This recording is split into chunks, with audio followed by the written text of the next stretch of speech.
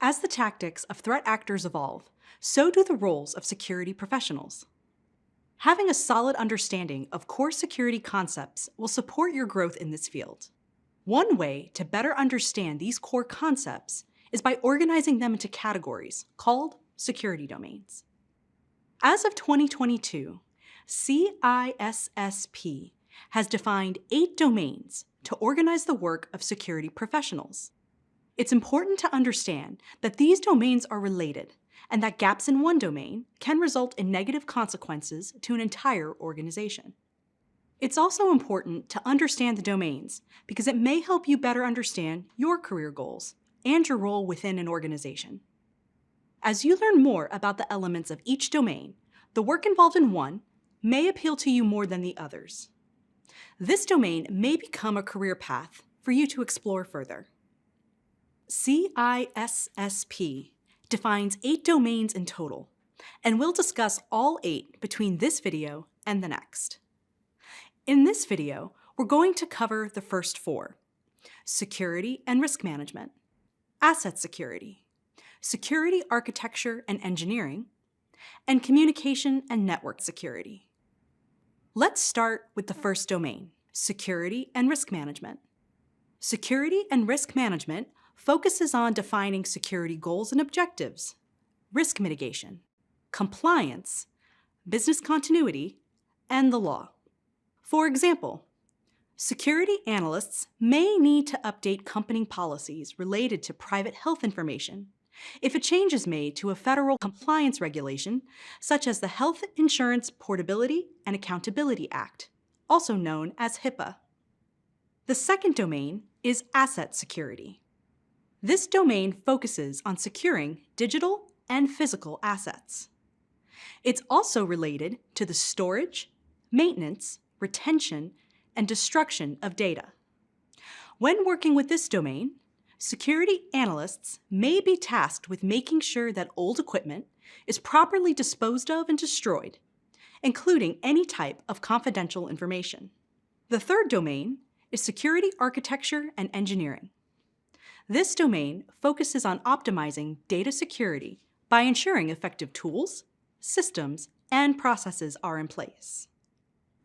As a security analyst, you may be tasked with configuring a firewall. A firewall is a device used to monitor and filter incoming and outgoing computer network traffic. Setting up a firewall correctly helps prevent attacks that could affect productivity. The fourth security domain is communication and network security. This domain focuses on managing and securing physical networks and wireless communications. As a security analyst, you may be asked to analyze user behavior within your organization. Imagine discovering that users are connecting to unsecured wireless hotspots.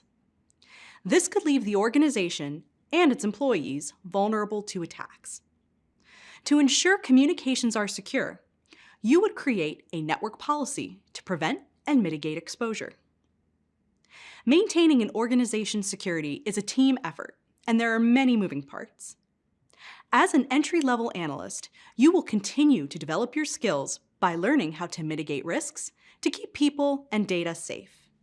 You don't need to be an expert in all domains, but having a basic understanding of them will aid you in your journey as a security professional. You're doing great. We have just introduced the first 4 security domains, and in the next video, we'll discuss 4 more. See you soon. Welcome back. In the last video, we introduced you to the first 4 security domains.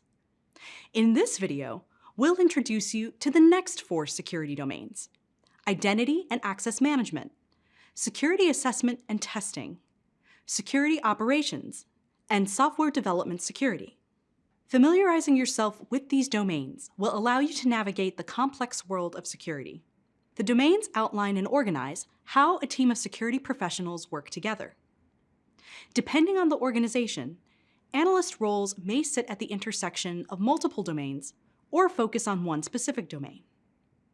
Knowing where a particular role fits within the security landscape will help you prepare for job interviews and work as part of a full security team. Let's move into the 5th domain, Identity and access management. Identity and access management focuses on keeping data secure by ensuring users follow established policies to control and manage physical assets, like office spaces, and logical assets, such as networks and applications.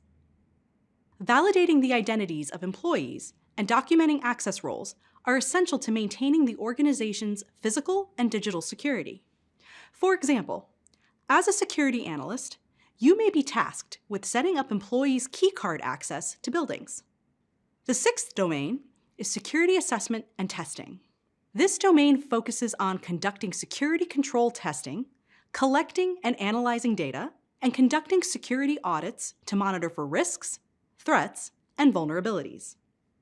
Security analysts may conduct regular audits of user permissions to make sure that users have the correct level of access. For example, access to payroll information is often limited to certain employees, so analysts may be asked to regularly audit permissions to ensure that no unauthorized person can view employees' salaries.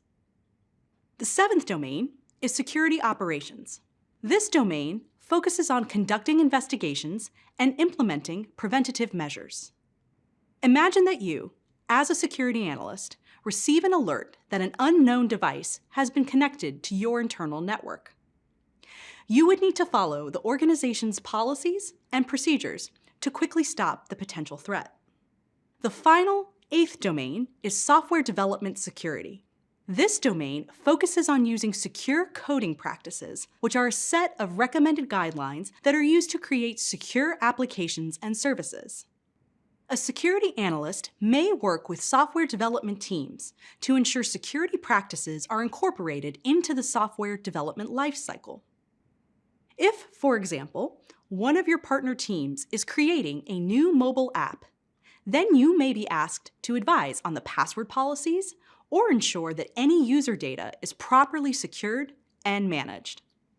That ends our introduction to CISSP's 8 security domains.